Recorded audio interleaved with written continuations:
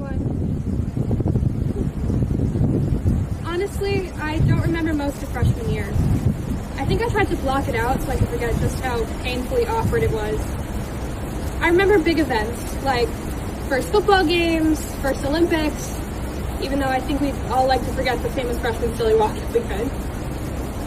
But the smaller details, I had trouble remembering. After racking my brain for a while, I came across a memory that stuck with me, and I wasn't really sure why. It was Mr. Schleifer's English class, and I had just gotten back a grade on an argumentative essay I wrote about Cyrano de Bergerac and his love for the beautiful Roxanne. Or, as Mr. Schleifer would sing, Roxanne! Come on, guys, like the Police song?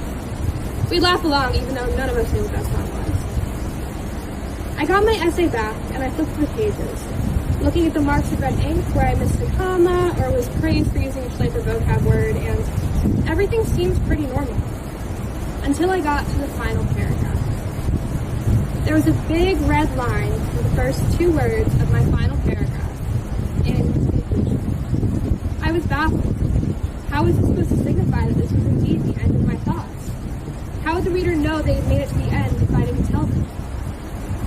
Eventually, the bell rang and the class filed out the door, but I stayed behind to ask what I should say instead. He told me that a reader doesn't need to be told when the story is coming to a close. When you've written a good essay, the main points have been hit and the message has been given. The conclusion is just a nice way to tie everything together. Mr. Schleifer, I doubt you remember that conversation, but to this day, I have never used the words "in conclusion" on another essay. When we walked through the doors of PMHS on our first day of senior year, we all knew a part of our story was coming to a close. We attended our last football games, finally won an Olympics trophy, and a back-to-back silly walk victory. All our familiar storylines were slowly, steadily being resolved. And then, wouldn't you know it, a once-in-a-century global pandemic strikes. And on May 1st, a day that was supposed to be dedicated to celebrating our college decisions, we instead found out that we would never again return to Pell Memorial High School as students. We had already said our last goodbyes to our teachers and our principals, zipped up our backpacks, and walked out from under that massive clock tower for the very last time, and never even known that we'd done it. It was heartbreaking. We would never get our last moments, our conclusion. I think the reason we treasure last moments so much is because they give us an occasion.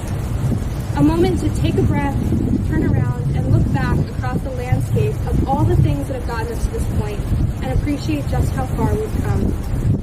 It gives clarity to how all of our experiences contoured and shaped us, charged us and changed us into the people we are today. Closure offers us a symbol, a totem that proves we made it, we did it, and nobody and nothing can ever take that away. What makes the class of 2020 so special is the fact that we didn't get our proper ending. We didn't get the closure we so deserved. Far from diminishing the value of our experiences, though, this,